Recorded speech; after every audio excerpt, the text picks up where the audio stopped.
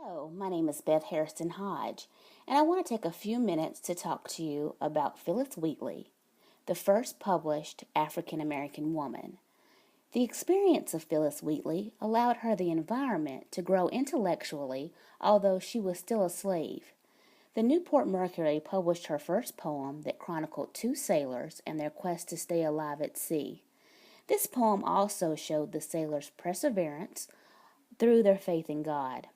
Her collection of poetry, poems on various subjects, religious and moral, 1773, spoke of slavery in a positive light. Phillis Wheatley's life was less restrictive than other slaves during this time period.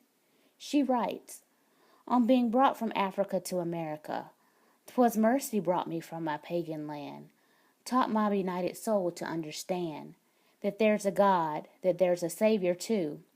Once I redemption neither sought nor knew.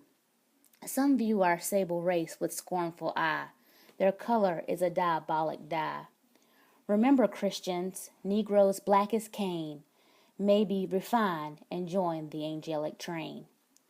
Most of Phillis Wheatley's work, however, is done on an occasional basis, such as the deaths of notable individuals.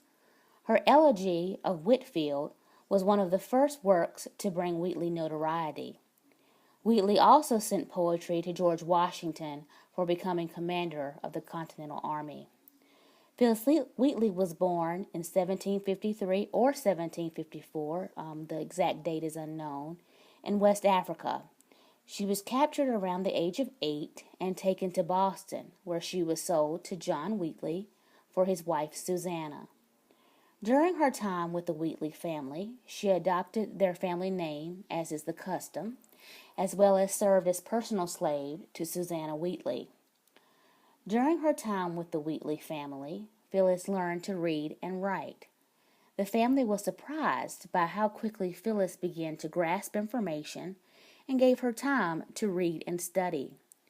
Wheatley's poetry was interrupted by the American Revolution, when Americans became focused on reading other materials. A month after John Wheatley passed away, Wheatley married John Peters, a free black man of Boston. The couple and their children struggled, and Peters soon deserted Wheatley and their surviving children.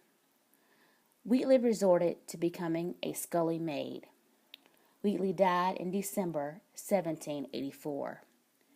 The mere fact that a slave was able to write and publish poetry during this time is amazing.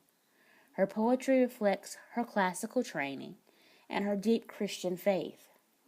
Her writings were trailblazing testaments that African Americans were able to learn to read and write just like their Caucasian masters.